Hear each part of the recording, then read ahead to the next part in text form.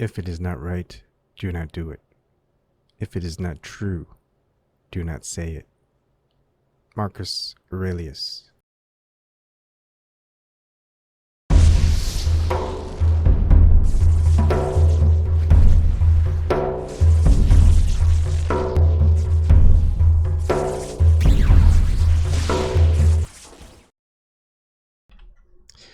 Good evening, everybody, or morning for certain people. Hi, the plain truth. Good night. I originally planned to do a fishing related video, especially after I caught that walleye.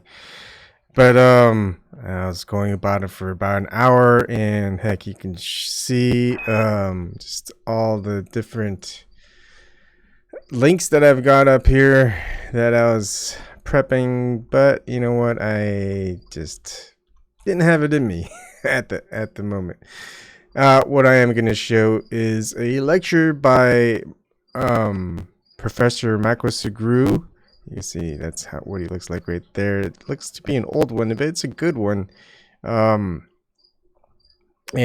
this is going to be leading up to something that I've had in the works, and the plain truth kind of knows what I'm talking about. Just kind of going over a couple of Greek philosophers or in that era, and seeing where they're at as far as how they operate and where we're at today.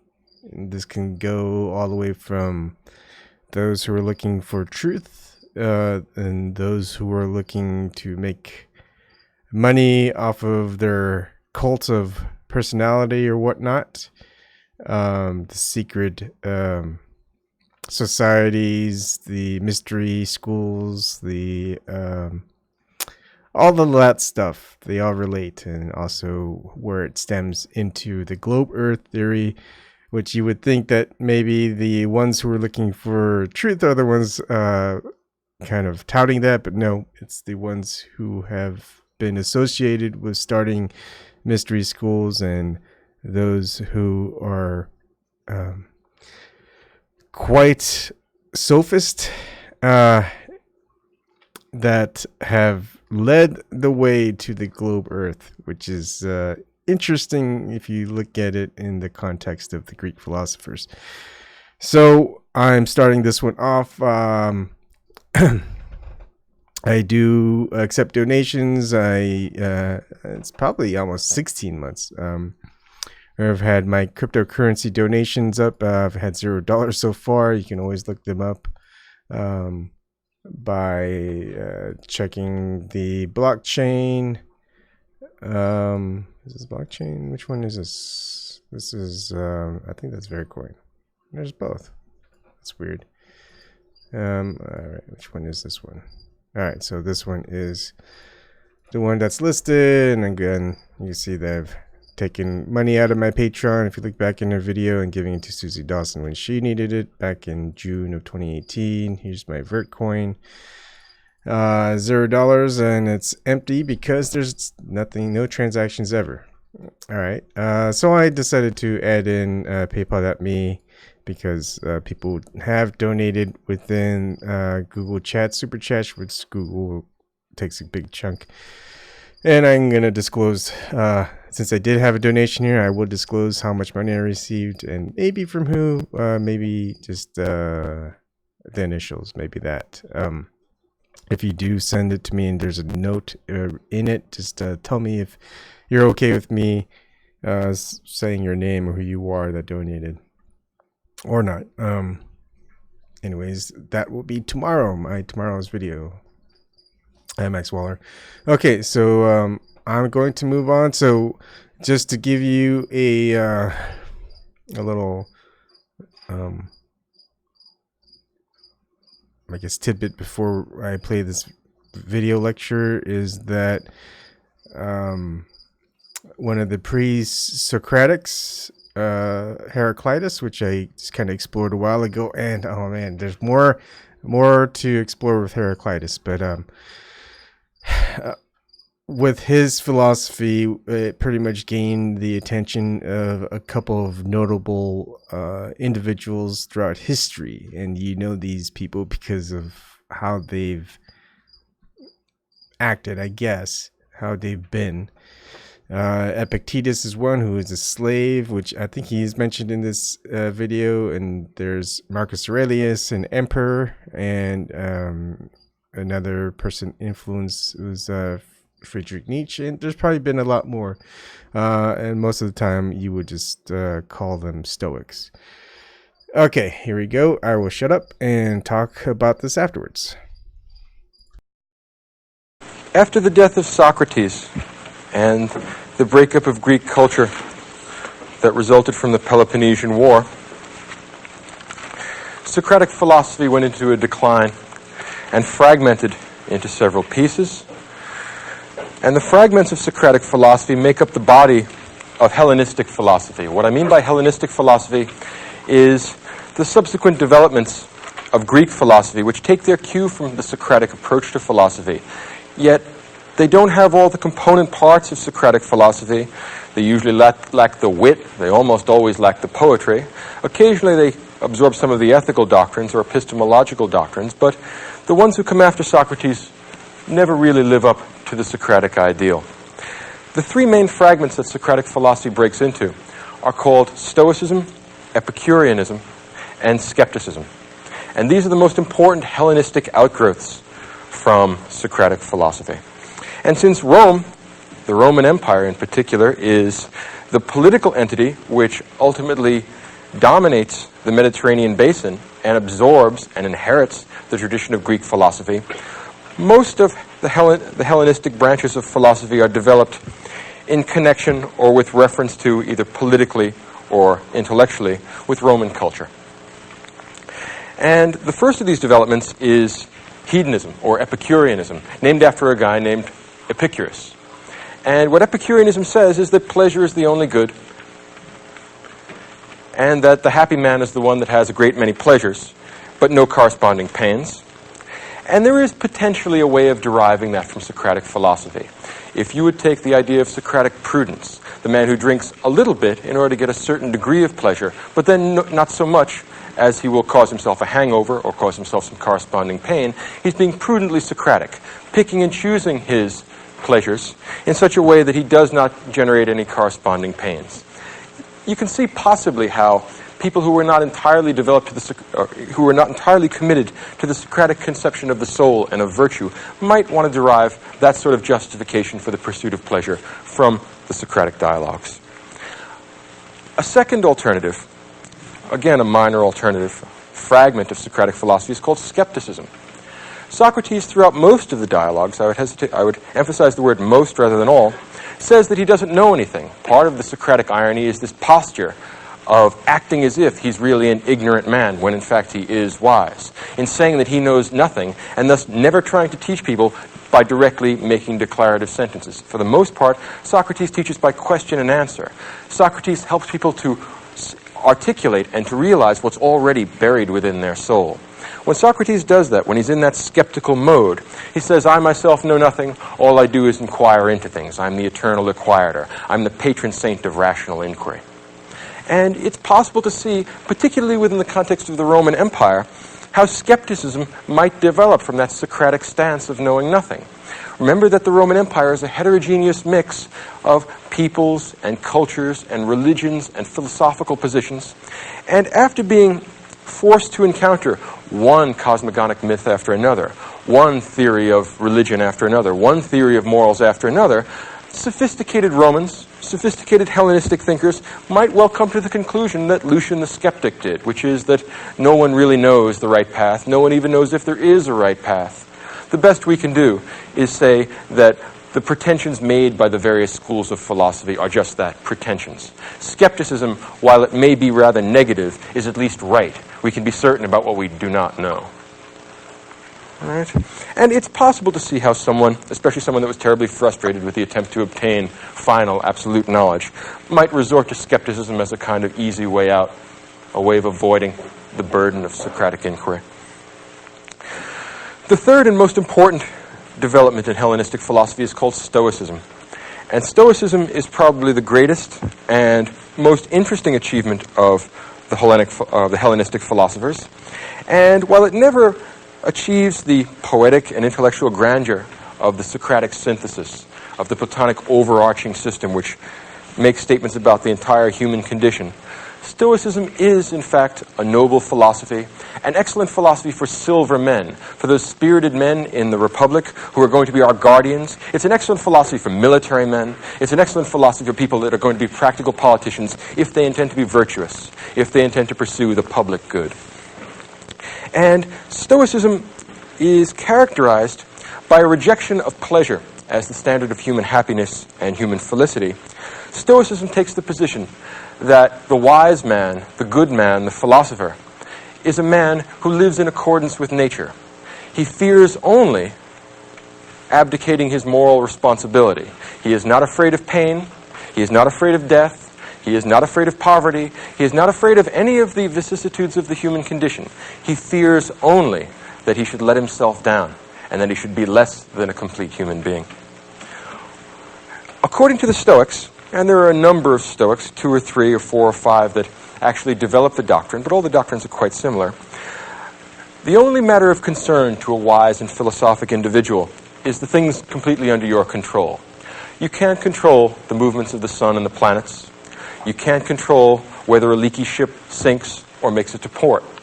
You can't control the weather. You can't control other people. You can't control the society around you. There's only one thing, and one thing only, that you are in control of, and that is you. Your will, your intentions, yourself. In other words, the wise man, the truly philosophical man, is the man who is entirely in control of his own soul, who takes utter and complete moral responsibility for his actions, and is indifferent to everything else, not because he doesn't care about other people, not because he doesn't care about the felicity of the entire human species, but because it's not under his control. There's no use wondering or worrying about what tomorrow will bring, since tomorrow isn't under your control. Do what's right today, and let tomorrow take care of itself. The Stoic philosopher is the man who has liberated himself from fear. He's not afraid of death. He's not afraid of pain. He's not afraid of other people's dismissal as a fool. The only thing he cares about is that he should meet his moral obligations. Ralph Waldo Emerson once said that greatness is the perception that virtue is enough, which is an elegant and beautiful line. And he might well have stolen that from one of the Stoics, because all of the Stoics basically believe that. Virtue, moral virtue, an organized soul which pursues rationally the ends which are good for all human beings, that's the Stoic conception of virtue. They finally understand their greatness consists in the fact that they perceive that virtue is enough. We do not need wealth. We do not need sexual gratification. We do not need life itself. If moral virtue tells us that we must die in the pursuit of some good end, the protection of our family, the protection of our home, the protection of the innocent, in the doing of right, nothing should be spared, not even our lives. The Stoic wise man is a man who has trained his soul, trained his mind, so that he is not afraid of apparent evils. He is only afraid of real evil. He is afraid of losing control of his soul. He is afraid of being a slave to lust, to desire, to emotion. The Stoic man is the honorable philosopher, the man who stands at his duty and is steadfast and serious-minded. In living according to nature, what the Stoic philosopher does is examine the nature of the human condition and the nature of the world around us. He discerns his position in nature. He discerns the kind of creature that he is. And he lives in such a way as not to disgrace himself, as not to be less than what he truly could be. He won't live the swinish life that we found with Aristophanes. He wants to be, if not a god, certainly not less than human. He won't be an animal either. He will live up to the fullest potentials that human being has to offer. Now, among the Roman Stoics, two are especially noteworthy. One is Epictetus, and one is Marcus Aurelius. And one of the wonderful ironies about the history of philosophy is that Epictetus was a slave and Marcus Aurelius was an emperor. And philosophy is the great equalizer. Both the slave and the emperor can equally well participate in a philosophy that is accessible to all human beings as human beings. There's nothing less conscious of social status than philosophy. A wise man, a man who is disciplined, in control of his motions, and follows the way of nature, can be a good man no matter what his position in the social structure is. He is not responsible for the social structure, and it is not his problem. If the gods or nature or whatever is controlling the world makes you a slave, then be a good slave. If God or nature or whatever is controlling the world makes you an emperor, then be a good one. Your job is not to disgrace yourself and live up to the highest potentials of human being. The most interesting of the Stoics is Marcus Aurelius. Lord Acton, the great English philosopher and historian, once said that power corrupts, and absolute power corrupts absolutely. And that's generally speaking true. The difficulty with that generalization is Marcus Aurelius. Marcus Aurelius was an absolute ruler. He was a ruler of the Roman Empire. He was an emperor. He had absolute power of life and death over everyone in the known world. I don't mean everyone in the world as we know it today, but everyone in the world as the Romans would have known it. They don't know about China or have a very attenuated conception of the Eskimos. For them, the world is the Mediterranean basin, and Rome owns it. And Marcus Aurelius owns Rome, essentially. His word is law. Now, for almost all the Roman emperors, they lived scandalous lives, and they disgraced themselves. They were much more concerned with indulging their sensual appetites, satisfying their passions, flying into rages. Marcus Aurelius is the standing exception to that, and the exception to Lord Acton's generalization. In his case, power didn't corrupt. Absolute power did not corrupt absolutely. Instead, absolute power allowed us to see what the man underneath the body is really like. It allowed us to find out what Marcus Aurelius' soul is like. Imagine a man for whom all the restraints of law and custom and political order are taken away. He can have whatever he wants. If a man under those circumstances behaves well, you know something about the soul underneath, because no external constraint is making him do what he is doing. And Marcus Aurelius is the one example of an absolute ruler who behaves himself in such a way as not to disgrace himself. It's an amazing temptation. Imagine what it's like. Stop and put yourself in that place for a second. Marcus Aurelius takes the throne in 161 AD and he dies in 180 AD. 19 years controlling the entire world. He can have all the money in the world. That's not an exaggeration. All the money in the world. If he wants it, he can just collect it all. He can have sex with anyone he wants, whenever he wants, under any circumstances. If he wants to get drunk, he can have wine brought in by the boatload. Infinitely, forever. He can go on a drunk now and stay drunk for the next 19 years until he dies. Imagine anything that the bronze, desiring, emotional, irrational parts of your souls want. And now imagine that you can have it. Now, under those circumstances, imagine that you are forced to bear with this human condition for 19 long years. Now ask yourself, and you didn't give a show of hands, but stop and think about it for a minute. How many of you would fail to disgrace yourselves? To tell you the truth, I don't think that I could meet the challenge. If you're honest about it and you stop and think about what kind of a man it takes to bear up under those circumstances, I think you'll have to admit, or at least I'll have to admit, that he's a better man than I am. And that in this respect, over the centuries, Marcus Aurelius serves as a standing reproach to our self-indulgence, a standing reproach to the idea that we are unable to deal with the circumstances of human life. If you can deal with temptation at that level, I cannot imagine what is outside the human potential. And for the Stoics, we must remember that any virtue which is accessible to any human being is in principle accessible to all of us. We all have a rational nature which allows us to control our feelings, control our behavior, control our connection to other people. Compared to Marcus Aurelius, we have tiny little temptations.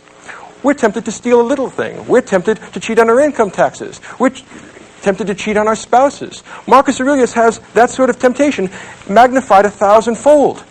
And he consistently does good stuff. Stop and think about this for a minute. This is no common man. This is not like the rest of us. And I don't know how he did it. Maybe he did it through philosophy, but, well, it remains to be seen. Marcus is the last of the good emperors. He's the last of the Antonine emperors. And the emperors that come before him are, generally speaking, okay. They're not as bad as the ones that come after. But Marcus is perhaps the greatest of the Romans, the noblest of the Romans. When old-fashioned writers talk about Roman virtue, what they have in mind is Marcus Aurelius, a man who does what he ought to do regardless of circumstance. Tough Roman virtue. He's not afraid of being dead. He's not afraid of being in pain. He's not afraid of having people laugh at him. He's only afraid of doing what's wrong. He's only afraid of making chaos of his soul. Why? Because his soul is the only thing he's completely in control of. It's the only thing he's responsible for. And the rest of it is a matter of indifference to him. He'll certainly try and perform his function as emperor in the best way he possibly can. But there are Germans at the border, and should they succeed in winning this war, he did the best he could. He has no reason to feel guilty. He has no reason to feel that this is a difficulty. If, for some reason, he gets sick, well, sickness is part of human life. You accept it as it is, you deal with it the best you can, and then you move on. In other words, Marcus Aurelius intends to live a life in which he will not have to feel guilty about anything. And he succeeded in doing that under the most trying possible circumstances. Again, put yourself in a position where you can have anything you want, and no one can stop you. No matter how evil, no matter how depraved, no one can stop you because your word is law. Marcus Aurelius behaved himself for 19 years under those circumstances. It's a standing reproach to our self-indulgence. The kind of things that Marcus Aurelius writes are not meant for publication. Let's think about this a little further. Marcus wrote this manuscript without intending to have it published. After his death, he wanted to have it burned. Some philosophically inclined, bookkeeper, librarian, aide-de-camp, or whoever it is that picked this up, said, no, we just can't throw this out. We cannot lose the memory of such a great man, and we can't lose the sort of meditations that he created. He wrote a book called The Meditations, and it's a book to himself that's not intended to be published. What sort of a man writes a book to himself? What sense does that make? Think about it. The nature of a book is communicating something, and we would think we would communicate it to some reader. But this is not going to be published. It's written to himself. What makes a man write a book to himself? And there's a very deep answer, I think, here. Marcus Aurelius writes a book to himself because he's the loneliest man in the world. He has no friends because he has no equals. Think about a man breaking himself on the rock of an impossible virtue. He has no equals. Everyone he talks to wants something from him. He is the emperor of everything in the world. He owns it all. Everything he says immediately gets done. He has absolute life and death power over everyone. So anytime he's in the throne room, he's having an audience, someone comes in from some part of the empire, they're always here for some reason, and they're always here because they want something from him. And all Marcus wants to do is live a philosophical life. But he happens to have had the misfortune to be born the emperor of Rome. What a pity. So he has to deal with these self-centered, swinish people all the time, and it's his responsibility to do good for them, to give them justice, to give them both examples of virtue and virtuous laws and virtuous decisions. And the weariness of it gets to him after a while. The book that he's written, The Meditations, is shot through with a kind of philosophical melancholy that is extremely moving, despite the Stoic content of what he's saying. In other words, oddly enough, there are very few books in the world which generate more pathos, which create more of a sense of pity for a person reading this than this book. He's writing a book to himself because he has no one else to talk to. And what kind of things does he write in the book? Moral maxims. I mean, he has 2 or 3 ideas. It's about 100-odd pages, but he says essentially the same thing again and again and again. Why? He has nobody to talk to, so that limits the scope of his conversations. And he's constantly trying to remind himself that, look, although the people you're dealing with are corrupt, evil, and depraved, it's your job not to get angry with them, but to try and teach them and morally improve them. If you can't morally improve them, at least put up with them, because the gods have created us social animals, and it is part of the mark, or it is the mark of a philosophical man, that he should return benefits for harm, because those that would harm other people do not live the philosophical life. Those that don't want the ultimate good for themselves and for society do so because they don't know any better. Marcus has not only political power, but wisdom, and in that respect, he's the only example in the Western tradition of any ruler who even remotely approximates Plato's philosopher king. And he has some of the qualities that Plato thought the philosopher king would have. He is totally disdainful of wealth. Why? He owns everything. What would it be like to own everything from England to Egypt? Well, the idea of accumulating more stuff becomes less and less interesting if you stop and think about it. And if you can have sex with, say, 1 million people, the million at first has very limited attraction. And at that point, he stops to think and he says, I will do my best to constantly do what I ought to do. And there is a sort of whistling in the graveyard tone to this book. He is in some respects an enormously lonely man, and in some respects an enormously sad man. There's a melancholy in this that's terrifically moving. And yet, we ought not to pity Marcus Aurelius, because if he looked at our lives, he would pity us. Pathetic creatures that we are, we don't even meet his standard of virtue, and we're pitying him. Think about the irony of that. He said, well, I'd pity you back if I didn't think that was disrespectful. Think about what it takes to be something like Marcus Aurelius. We shall not see his like again. In the book itself, he has all kinds of intriguing and caustic, if you will, moral maxims. He says things like this: soon you will have forgotten all things, and soon all things will have forgotten you. In other words, don't get overwrought. You're angry with this guy just because he didn't do what he was supposed to do? Ask yourself how many of the people that are working for you are doing what they're supposed to do. Soon, you'll have forgotten all this because you'll be dead. And soon, all the people who know you, they're going to be dead too, and they'll have forgotten you. And so what's the point of being mean to people? Now imagine the kind of philosophical self-restraint we're talking about here. This is a guy who could chop everyone's head off if he gets sufficiently angry, so he never does. Remarkable, remarkable. So Marcus Aurelius is a man who constantly, in his book, is writing short 1- and 2-line epigrams that essentially say things like, don't lose your temper with these people, Marcus, you know how they are. Marcus, it's not your fault that they're stupid. You tried to teach them, and you can keep on trying to teach them, but if Socrates was a good man and they killed him, what do you expect them to do to you? On the other hand, Marcus Aurelius is willing to rule the Roman Empire for the same reason that the Platonic philosopher king is. If he gives up, somebody worse is going to take the job, and you know what happens then, right? He'd much rather just go home and read his books. He doesn't want to listen to this stuff. But he says, well, the gods put me here. I didn't ask for this job, but I can't very well give it up. I'd be abdicating my responsibility to other people. Imagine the bad laws and bad emperors were going to get after me. Or should I give the job up now or stand here until the gods are good enough to relieve me of my post? In fact, that's the metaphor he uses all the time. The gods have put you on guard over the Roman Empire. Everyone else is sleeping. Stay where you are and stay awake, elsewise God knows what's going to happen. Marcus Aurelius is constantly whistling his way through the graveyard, trying to tell him that this is a very happy life, that he loves being a philosopher, and he particularly loves the particular portion of reality the gods have assigned to him. Now, I think that everyone believes this except the people that read this book, which perhaps is why it wasn't supposed to be published, because when you look at this, you see a terrifically lonely man, a man of immense moral heroism, who has no shoulder to cry on, who disdains crying because what's the point of crying? We must live in accordance with nature. Now here's the natural condition of human beings. They get born, all kinds of stuff happens to them, and they die.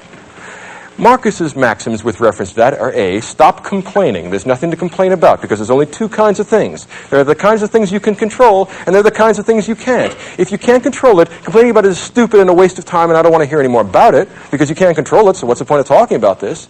Or you have the other kind of thing, the kind of thing you can control, like your intentions, like your behavior, like your actions. And since you can control them, who do you expect to help you out except yourself? Stop complaining about that too.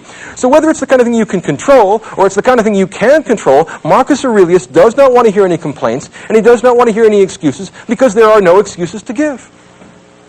Whew. Now, that's easy enough to say, and a lot of people think that other people should be this way. Right? Have you noticed it? Like, you can't help but admire this guy. Like, every one of us, I bet, in this audience said, wow, what a great guy. I wish I knew him personally. No, you don't. Think of what he'd think of you. You really don't want to know this guy. Imagine working for him. Oh, please. No, this guy is never going to be satisfied. And if he is satisfied, he's not like he's going to give you applause. He's going to say, well, you're doing what you ought to do. No compliments for you. You're doing what you ought to do. You don't need any reward beyond that. You're living like a philosophical man, which is a reward in itself. Virtue is its own reward. You're virtuous. What do you want from me? Back to work. And, of course, if you're not virtuous, you are pretty much what he expects human beings to be, you swine. And what's unnerving about this is that there's not the slightest taint of hypocrisy in it. He not only says this stuff, he acts this stuff. He not only talks the talk, he walks the walk. He does it. And he does it under worse, more difficult circumstances than you fail to do it. and yet he still likes us.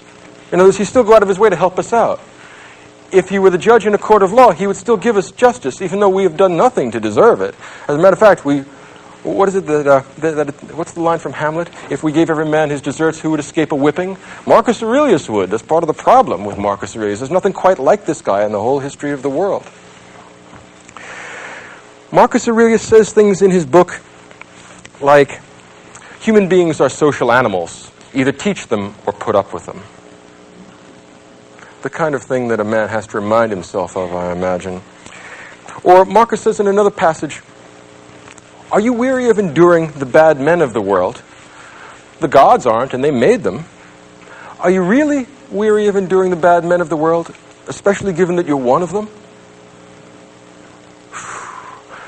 Dreadful, powerful, caustic, ruthless analysis of himself and others. He pulls no punches. He is an honest man, and how many honest politicians are there in the world? I mean, it's been some time since we had one leave us literary remains, and here we certainly do have one. The Stoics put together an important and I think worthwhile idea, particularly in this day of international politics, and that's the idea of a cosmopolitan political philosophy. There's few people as cosmopolitan, as lacking in provincial qualities as Marcus Aurelius. The Stoic wise man has made his life consistent with nature, and nature is universal and everywhere. It exists in every place, in every time. So the Stoic man is never any place but home. His polis is the cosmos. That is what makes him cosmopolitan. In ancient Greek political theory, you were a citizen of one political polis, of one particular polis, one particular city-state. You were an Athenian or you were a Spartan. The Stoic wise man is cosmopolitan. Wherever he is, he lives in accordance with nature. Whatever he does what he knows to be right. What difference does it make whether he's in a jail cell or in a palace? As Marcus Aurelius put it in a beautiful epigram in the book, even in a palace it is possible to live well. No excuses. Don't tell me that it's because of temptation. That won't go over. No excuses go with Marcus. The idea of a cosmopolitan political philosophy is one of the great achievements of Roman Stoicism. And if you stop and think about it, it's an excellent and a necessary idea when you're running something as big and heterogeneous as the Roman Empire. This tremendously complicated mix of religions and cultures and peoples and all kinds of heterogeneous ideas means that this is going to be a big patchwork, a big quilt. It's not going to be one culturally unified area. But Marcus would be just as happy being a slave as he is being an emperor. He would just as happy being a Gaul or an Egyptian as a Roman.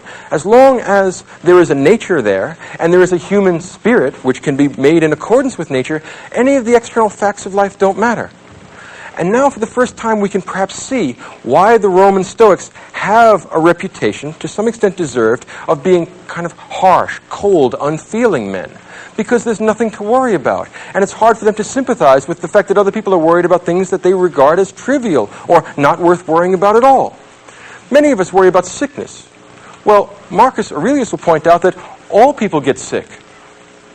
And once you get sick, since you're a rational human being, you want to go to the doctor, do what he prescribes, and fix your body. There's no point in complaining any place along the line because you know what you're supposed to do. Go do it. Stop asking for somebody else to help you. If you don't help yourself, how can you expect anybody else to help you? Which is a fair criticism. It would be much less persuasive and much less impressive if this were a sort of hypocritical philosophy where Marcus Aurelius indulged himself and told everyone else to be stoical. What really makes this spring to life, what makes this persuasive and moving and important, is that he lives the life. So he doesn't complain when he gets sick. He doesn't complain when he meets military reverses. He doesn't complain about anything. Who would we complain to? The buck does stop with Marcus Aurelius. If you think of the chain of command in the Roman Empire, he doesn't get to complain to anyone else. Everyone complains to him, and he's constantly listening to complaints and difficulties and problems. And he's watching people become unglued, and they're watching them get all upset, and watching them be greedy and avaricious and swinish and lustful and all the things he's not. So he is rather harsh in his criticism, and I think that that's a fair observation about him. But he's not hypocritical, and he's not unfair. And that's one of the cosmopolitan, universal elements in this political philosophy and in this moral philosophy. Because the moral and political philosophy from Aurelius are going to be connected.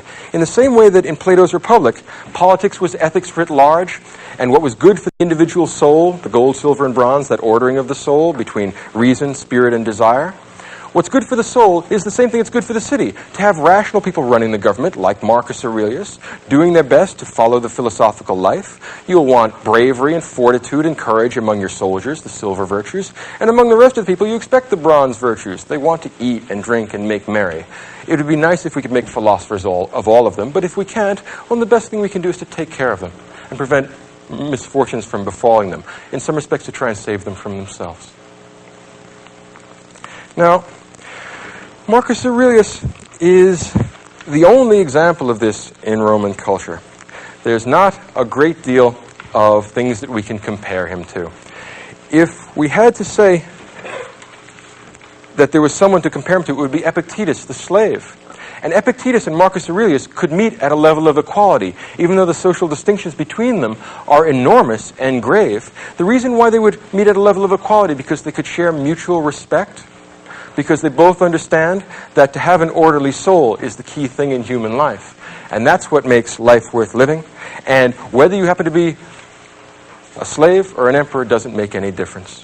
Whether you happen to be sick or healthy doesn't make any difference. Whether you happen to be just born and have 100 years ahead of you, or whether you're on your deathbed doesn't make any difference. Marcus says, with regard to death, because many people are afraid of death, and he has no understanding. He doesn't really understand what everybody else's problem is. He says, look, everyone dies, so you're going to die. So what's the point of complaining about it? I can understand trying to avoid it. I mean, health is a good thing, but when you're going to die, you're going to die. Don't give in to fear. Don't give in to irrational musings. Don't let your imagination run wild. Control your feelings. Control your emotions. Control that part of you which is you. The meat, your body, not so important.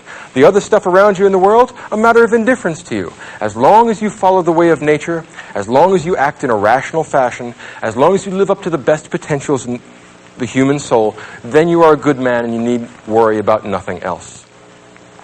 Some people worry about the gods, that the gods will cause you misfortunes, that the gods have a Hades or a hell or an afterlife where people will be tortured and have bad things done to them. Marcus adopts exactly the same position that Socrates did. He says, look, Marcus says, I'm not certain if there are gods. In the book itself, he says, I'm not aware of any rational proof that there exist gods, and I'm not aware of any rational proof that there are no gods. In other words, he's agnostic in that respect. But he takes a position rather like that of Blaise Pascal, and he says, let's think about what the implications are if God exists, and let's think about what the implications are if he doesn't exist, and let's see if we can find one way of acting that'll satisfy both contingencies. Logical guy. And he says, well, if the gods don't exist and the world is just atoms and the void, if you think back to Professor Staloff's lecture about early primitive physical theories, well, we have atoms and the void, homogeneous stuff called matter, and then the space that it moves around in. Well, if there are no gods and there is no moral order to the world and we're just atoms in the void, well, then what difference does it make what happens to you or anybody else? So you come into being, you go out of being. So what? You get healthy, you get sick. So what? There's nothing to get excited about because, well, it's just atoms in the void. Don't be afraid of it. It is what it is. There's nothing to be afraid of. You could say that Roman Stoicism is a way of telling people there's nothing to be afraid of. Nothing can happen to you in nature that is not a part of nature. And nature contains nothing fearful for the rational soul. Now let's take the other half of the Pascalian alternative. Let's consider the proposition that there are gods or a god. Doesn't matter whether it's monotheistic or polytheistic. If there are gods, then they must be rather like the gods of Socrates. They are all good, they are all wise, they are all completely moral and completely virtuous and completely knowing and completely excellent. Would creatures like this do anything bad to you? Well, maybe they would. Maybe if you've been doing bad stuff, maybe there is something actually in store for you later on. There may well be a Hades. Gods like that may want to create moral order in the world and dish out to the bad people of the world just what they have coming to them. But suppose, hypothetically, you lived according to reason and according to nature and according to the universal law of the Logos. Would the gods hurt a man like that, or would a man like that be a friend of the gods? And if a man like that would be dealt with fairly by the gods, justly by the gods, and well by the gods will do you no harm. So there are two possibilities. Either the world is atoms in the void, the world is just stuff, in which case there's nothing to be afraid of because you're just part of that stuff and you might as well go along with the flow. Relax. Enjoy the ride. Nothing to be scared of, nothing to get excited about. On the other hand, and this I suspect deep down in Marcus is what he really believes. I mean, when you just read between the lines and find out what the man himself is like, he does basically believe in the gods, even though he doesn't know. If he had to place a wager either way, same way as Pascal, but perhaps not for the same reasons, he would say, yes, I believe in the gods. And if the gods exist, then they create moral order, and they are perfectly moral themselves, and they are perfectly just and good and righteous themselves, and they will do you no harm. So if there is an afterlife and you behave well, the gods will do you no harm because you deserve no harm done to you. If there is an afterlife and you behave badly, you have no one to blame but yourself. In every case, the only thing that a man is in control of is the individual ego, himself, the cogito, what Descartes will later on call the cogito, the self. If you are in control of that, if you have an orderly soul, then you have a divine soul, a good soul, and your life is worth living. The gods will not penalize you for that. So, what's there to worry about? Don't worry, be happy. Either the world is atoms in the void, nothing to worry about. If the gods are there, well then the gods certainly aren't going to hurt you. Either way, don't worry, be happy. Do what you know you ought to do. Meet your moral obligations. In some respect, and I think that this is worth taking notes on if you happen to be here at the Kant lecture next week, or 2 weeks from now, is that the Stoic conception of virtue is an anticipation of what I will call the Kantian conception of virtue. Those of you who are familiar with the works of Immanuel Kant can recognize the single-minded and ruthless acquirement of virtue as being the Kantian conception of moral action or good moral behavior, and the Stoic conception as well. Both Kant and Marcus Aurelius have achieved the greatness that comes from being aware that virtue is sufficient in itself. The single-minded pursuit of rationality, of justice, of temperance, of fortitude is what this book is all about. And in some respects, I feel a little bit like a voyeur in opening up a manuscript that Marcus never meant to publish. And doubtless he would be nothing except embarrassed if he knew that people were reading this book, because he wouldn't want to show that crack in the Stoic face, right? He doesn't want to give people the idea that he ever worries or ever gets upset at all. In other words, doubtless, if he's in heaven, he regrets every line he ever wrote. Not because he doesn't think it might benefit us, but because it shows the sort of weakness not entirely consistent with Stoic virtue. Perhaps there are other Stoics who suffered more pain, who had greater difficulties, and never wrote a line. In Marcus Aurelius' view, those men would be greater than he. And whether there exist such people or not, Marcus Aurelius is a sort of standing reproach to our weakness, to our self-indulgence, to our willingness to give in to what we want, to our inclination to make excuses about things that were entirely up to us, and to try and act as if we are not responsible for our behavior. One might want to say that Marcus Aurelius is an important step in the construction of the Western conception of the self or the ego.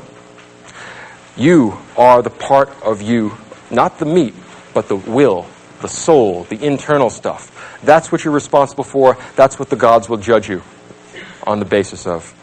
Apart from that, don't worry about it. All other things are matters of indifference to you. Connect yourself to nature, do what's right, and let the devil take the hindmost. It's not your problem. Stoicism is an appropriate philosophy, I would say, for serious, ruthless, introspective people that want real answers and are willing to take no nonsense. In that respect, it's the kind of moral philosophy I would be inclined to teach at, say, West Point. If I were teaching people that are going to be under terrible danger and terrible, fearful conditions, I would teach them to do what they know they ought to do, and to discipline and organize their emotions in such a way as they behave themselves in a way that is not disgraceful. To avoid that is the epitome of Stoic virtue. And it may not have all the attractive elements of Socratic philosophy. It lacks the poetic element of Platonism.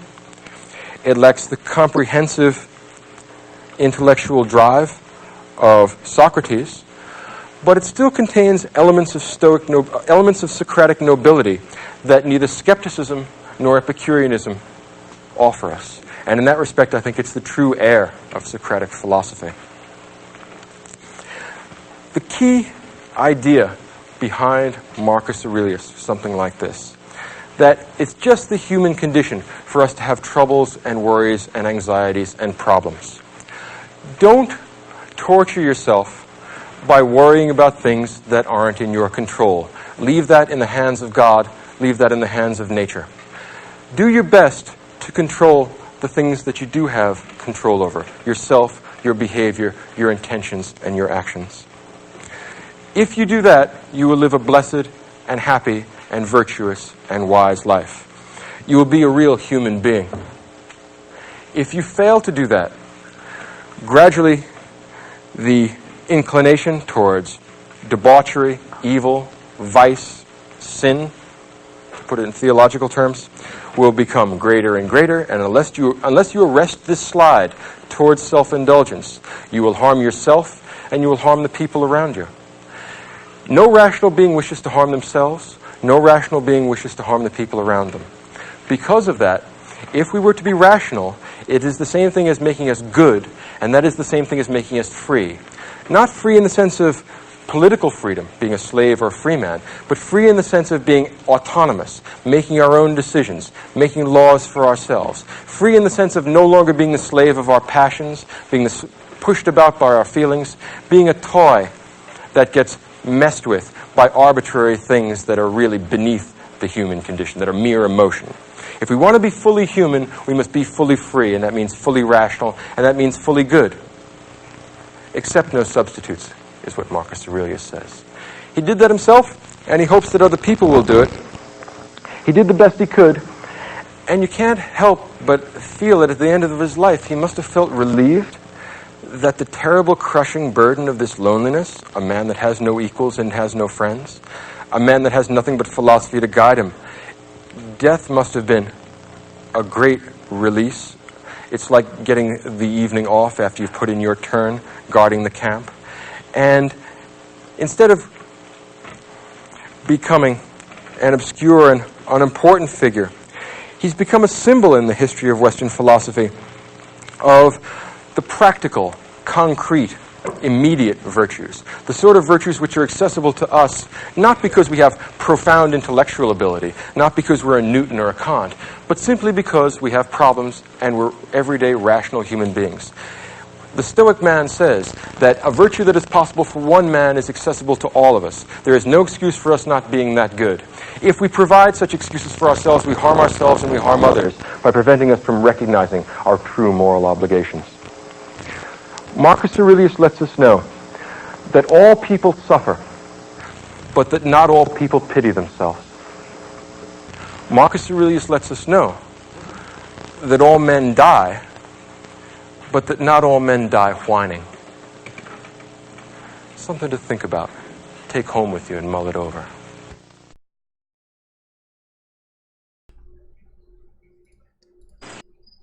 So that was something really good. I really like that. Something I wanted to share and also talk about.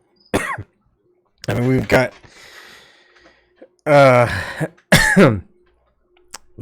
probably the epitome of the ultimate good that a person can do in Marcus Aurelius, and that I guess most people would find him today boring. They would find him uninteresting, wrong, I guess. They'll have many perceptions, opinions, and beliefs about Marcus Aurelius, but you look into these people who think that way about Marcus Aurelius, and you'll see that they would make excuses for their actions. They would whine about things and probably a whole bunch of other stuff, because they don't want to know that there was someone better than themselves. They want to believe that they themselves are the best and make others believe so. A lot of sophistry going on in today's society, and that very much similar to Taoism, where one would not really want to be an emperor or a king or a ruler, because there's so many things to worry about, and worrying about things that you shouldn't worry about, because if everyone else did the right thing, there would really be nothing to rule. There would be no reason to. I think one of the things that very similarly put, is that Lao Tzu said, I think, is something similar to govern as you would cook a small fish.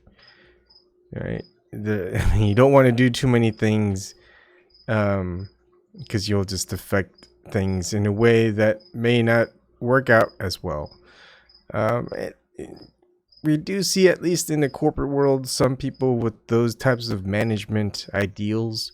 I think one thing good about philosophy, if people don't live a certain way, they utilize it in some form or fashion, which can be efficient and useful for them in what they do. So we do see a lot of this. We do see a lot of people who are accomplished in the corporate world, but they are not very well accomplished in their private, personal world, and they don't apply the same. Sometimes they would apply the same concepts in their personal lives with their professional ones, but not necessarily. And thinking of Stoicism, and sometimes it may not be the best thing, like the professor alluded to. That imagine working for someone who was a Stoic, who's your boss, and going, "Hey, I did this. I was able to do this and do this and do that," and the guy goes, "Yeah, good job," or he wouldn't even say "good job." "Yeah, well, you did what you're supposed to do. That's your job. Carry on."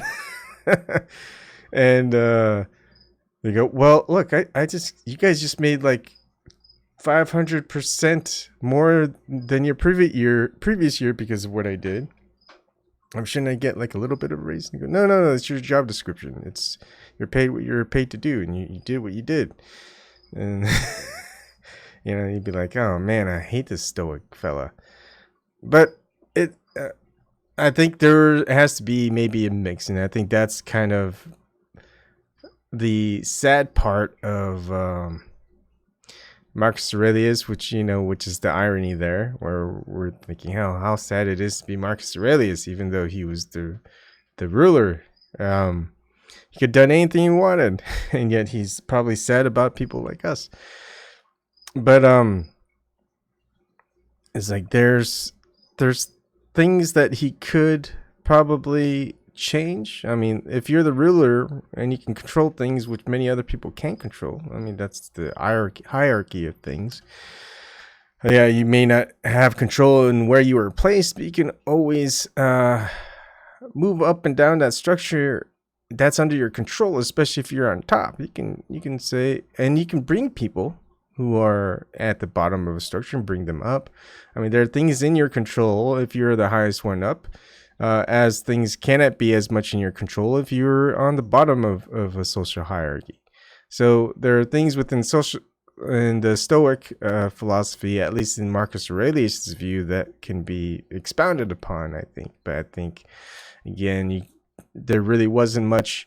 I mean, if there's no one similar to his ideals and philosophy, he can't really trade ideas and things like that and go about them in that way.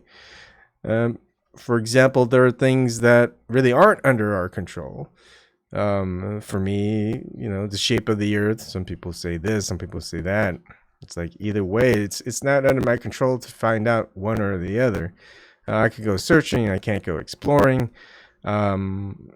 Even if I did go exploring, it would be limited, either by funding or by just governance and where you're allowed to go, and if you have credentials enough to get licenses, permits to get to where you need to go with the provisions that you have or whatever.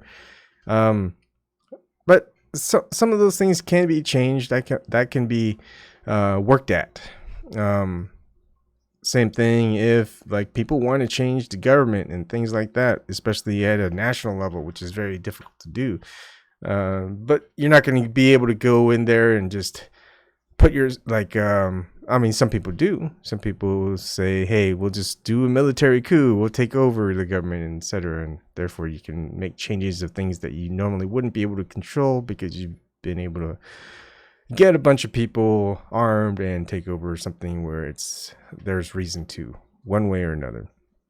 But then there's times where, okay, well, you don't have those people, you don't have those military, you're really not really willing to do something like that. But then the government will try and come and control you for something, which in say they want to take your guns, and you've had your guns since you were, say, I don't know, since you were 5, but those guns belong to your parents or your father, and your father owned those guns since he was 5, and his parents, it's all handed down to generations, and you've never done anything wrong with them for how many odd generations, and especially in your own life, and they want to take that away, and you're like, well, no.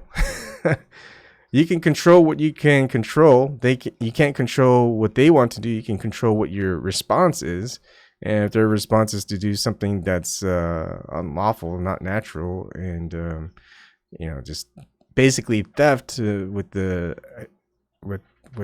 idea that, hey, we're the state, we can do what we want, and it's like, no, that's not how it works. You can control that, and you can change things on that level, because the change from things you can't control are coming to change you, and you can either hold steadfast or you could give in. So there's that, and we're going to see more and more of that go on. We may not be able to witness it in the usual media means, but we will know it from our experiences. So a lot of things can be useful to look back into, a lot of the historical context, and just how we got to where we are today, or not necessarily just how, but how does it reflect in history of those in the past, the written history, even though a lot of it, I am pretty sure, has been affected in some fashion or another. One of the things that I liked when looking into Heraclitus is something that I found is very similar to what I've mentioned after my ayahuasca experiences. And it's in fragment B79. And what's great is you can look at different translations, and you can look at the Greek yourself. Maybe I will have to study ancient Greek someday. Why not? So in Heraclitus, fragment number 79, DKB 79, man is called a baby of God, even as a child is called a baby by a man.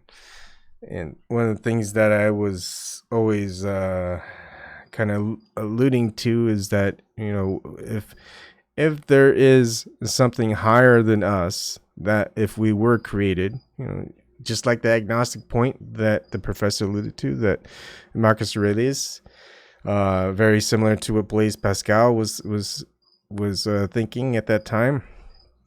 Like, we don't know for sure. We're kind of agnostic in both ways. Let's say that the idea of the Big Bang evolution, that is true. We're just kind of atoms in the void and stuff like that. Well, it doesn't matter what we do. It's kind of the nihilist viewpoint of, no, it doesn't. We'll just do whatever we want. You could do something good. You could do some bad. You could do either or. And it really doesn't matter in the end. We're just atoms in the void. Now let's have the idea that, okay, maybe there are creators out there, whether they're good, whether they're bad, etc. And what's in their nature to do? What does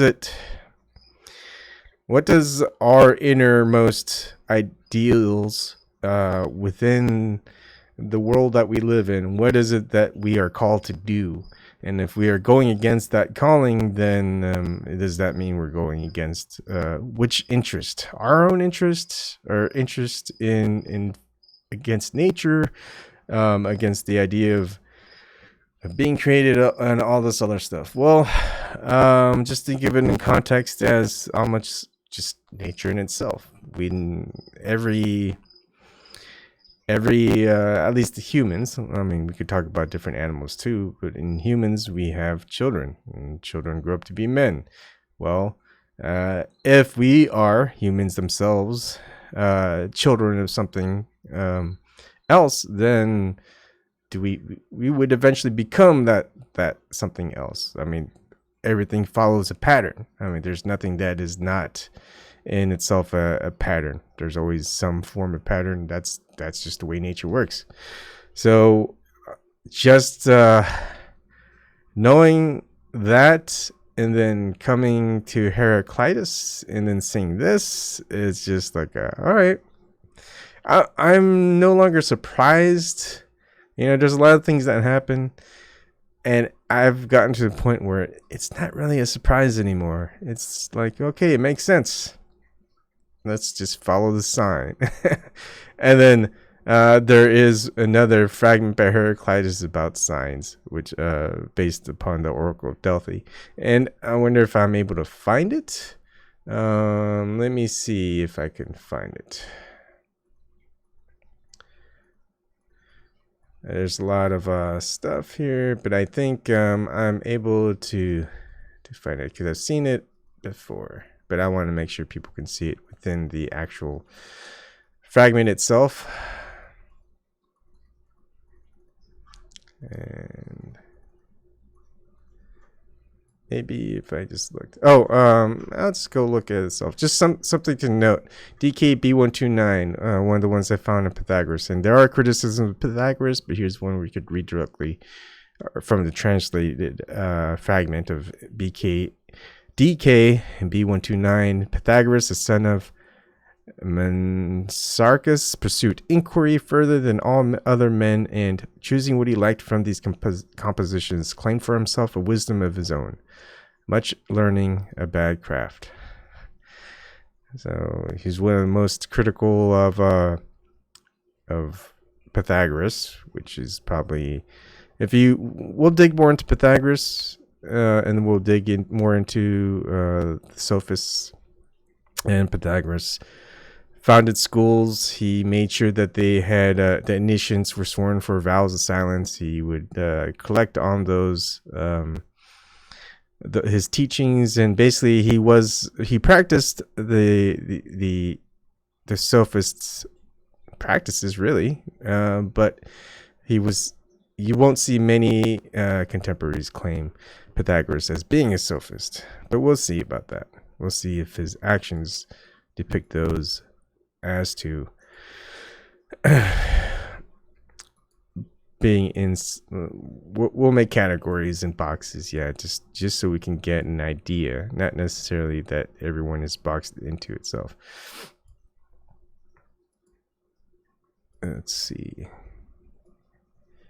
Oh, look at that. If you read this quote, it's very much like Marcus Aurelius. Thinking well is the greatest excellence, and wisdom is to act and speak what is true, perceiving things according to their nature. And you can see that Marcus Aurelius is very much aligning his influence with Heraclitus. Let's see.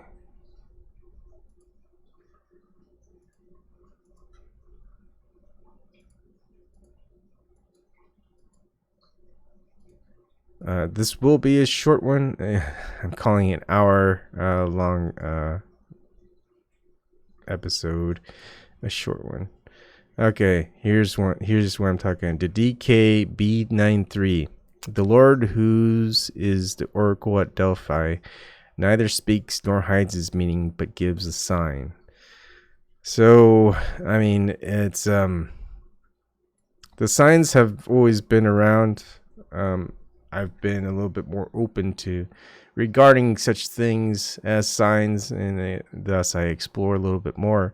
And then when I explore a little bit more, I find a lot of these synchronicities where it's just, many people would consider, oh, that's just coincidence after coincidence after coincidence after coincidence, and therefore they just, it's all coincidence, who cares? But then to me, it's like, hey, okay, so maybe they are coincidences. But let's say they're not. Maybe they're signs. Let's see what happens when I go exploring. See if I can find other signs. And I find a whole bunch of other signs. And I'm like, okay, People are going to say one thing. I have no control over what they want to say or think or feel or believe. But you know what? I have control over my own actions and thoughts and beliefs, or non-beliefs, you could say. And that's why I'm here. That's why I have these live streams. That's why I keep doing what I'm doing. That's why I keep following what I see as something that pertains to something that I understand. And a lot of people talk. A lot of people say things. That's fine. You can go ahead. I think if you have your own ideas, your own truths that you can follow and share, I think that'd be a good thing. It seems like a lot of people who should aren't, and questioning about that, but that's for another time. As I always mention, I don't want to give too much attention to that. Anyways, this is something that's going to be leading up to something that I'm working on that's going to be live streamed in future. It's something I have to research, put together, and then probably explain. But I think this current week, with everything that I'm going to showcase, presentations given to other that are provided by other people, which I cannot duplicate as well. I don't even know if I should attempt to do so, but I do have something with all of these tying together in some form or fashion that no one else has really attempted to do before. And I think that is, if no one's attempted to do before, then might as well do it, because no one else has. And no one else is. And I don't know if no one else will. So that is my reasoning for it. Anyways, everyone have a good night, and we'll see you another day or night.